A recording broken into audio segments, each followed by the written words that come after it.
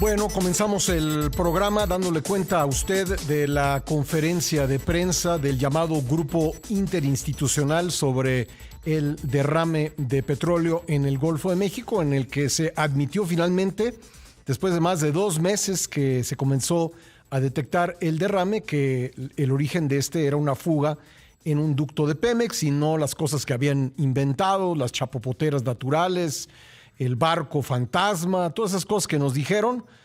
Pues 2 meses después, finalmente dicen, pues sí, fue una fuga de la que Pemex tiene la responsabilidad. Vamos a hablar al respecto con Gustavo Alanís, director general del Centro Mexicano de Derecho Ambiental. ¿Cómo estás, Gustavo? Gusto saludarte de nuevo.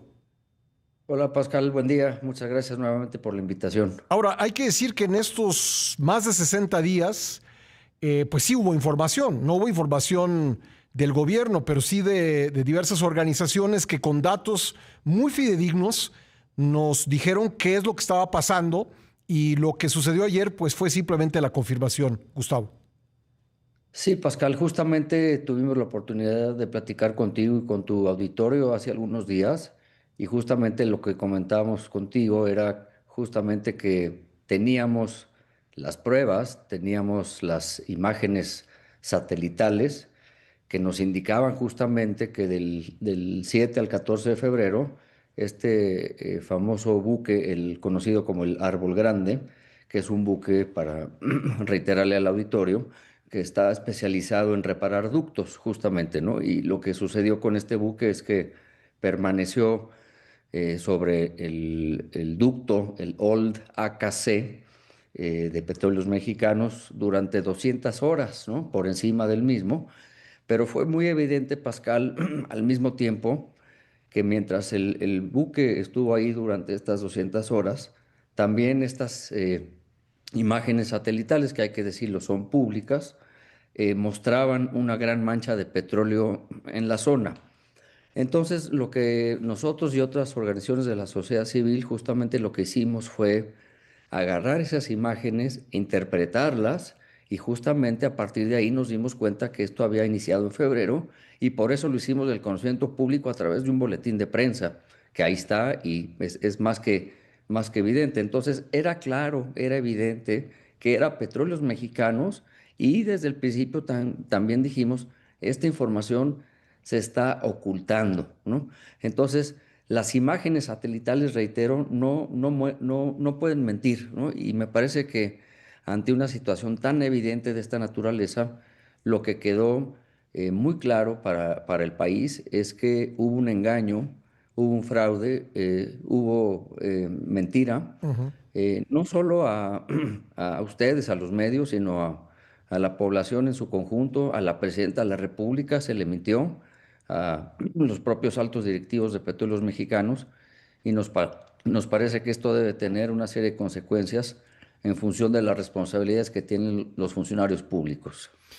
Gustavo, ahora a partir de este reconocimiento, pues hay otras dudas de cuánto fue lo que se derramó en aguas del Golfo de México, cuál es el daño ambiental real, y una cosa en la que yo he venido insistiendo: ¿qué se va a hacer con todo el chapopote que se ha recogido? Porque de acuerdo con las escenas que hemos visto, lo tienen pues ahí tirado al sol en las playas del Golfo de México. ¿No ha ido a parar este chapopote a un lugar para el manejo de residuos peligrosos?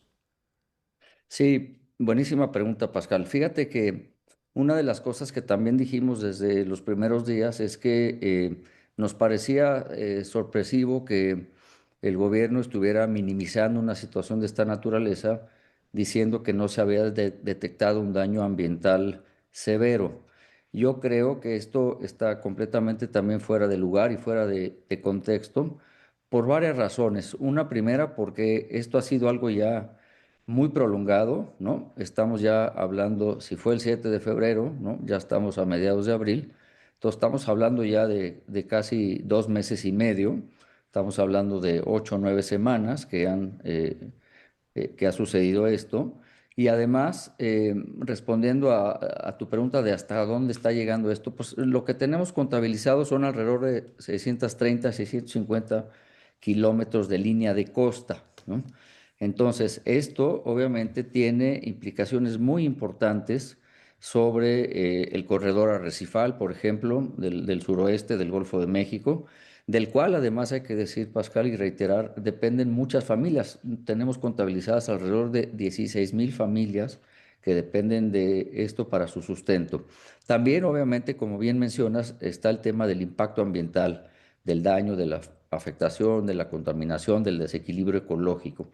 Y hay que decirlo, aquí también a nivel local, la red del corredor arrecifal del Golfo de México ha estado monitoreando esta situación y ha evidenciado claramente que las playas no necesariamente están limpias, como también se nos quiso decir y se nos quiso engañar, y toda esta mancha se siguió moviendo y expandiendo sobre, como decía yo, sobre la línea de costa.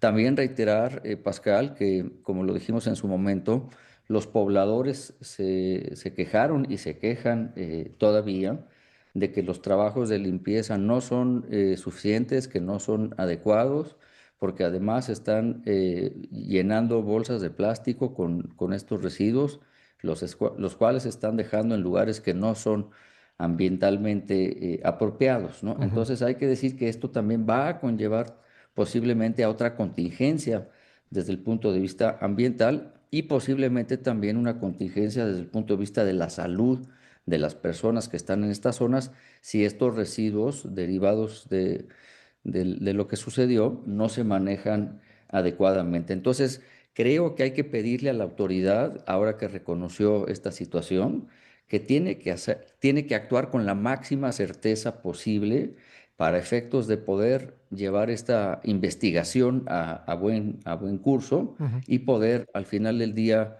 conocer con certeza, con seguridad lo que pasó y hacer las acciones de limpieza y de restauración, de remediación, que son las conducentes. Sí, porque estos residuos pueden filtrarse al subsuelo, parte de ellos puede secarse al sol y volverse polvo y entrar en el aire. Es decir, es serio eso también, ¿no? Sí, por supuesto, y obviamente también hay que decirlo, puede haber aquí, en un momento dado, Pascal, nos podemos estar enfrentando a una posible comisión de algún delito ambiental, ¿no? Ujú. Eh, Como tú sabes, los delitos ambientales en México están contemplados en el Código Penal Federal a partir del artículo 414 en adelante, y en este caso en particular podríamos estar en presencia de la comisión del delito contemplado en el artículo 414 que habla de las actividades que están consideradas como actividades peligrosas y también en ese mismo capítulo, en esa misma parte del Código Penal, el artículo 416, que es el que habla de que lo relacionado con lo que tiene que ver con aguas, con aguas residuales, líquidos químicos, bioquímicos, desechos o contaminantes en los suelos, ¿no? Ujú. Subsuelos o aguas marinas, ¿no? Ríos, cuencas, vasos o demás depósitos, ¿no? Entonces, posiblemente, además, aquí vamos a tener que tener la intervención de la Fiscalía General de la República y creo yo que también tenemos que tener un actuar muy presente, tanto de la Procuraduría Federal de Protección al Ambiente, la Profepa, como la Agencia de Seguridad, Energía y Ambiente, que al Sí. final del día es la agencia que regula al sector hidrocarburos. Pues bien, Gustavo, vamos a estar atentos a todo ello y te agradezco mucho los minutos que nos has dedicado esta mañana. Encantado, Pascal, un gusto estar contigo y con tu auditorio. Buenos Gracias, días. gracias, Gustavo Alanís, director general del Centro Mexicano de Derecho Ambiental.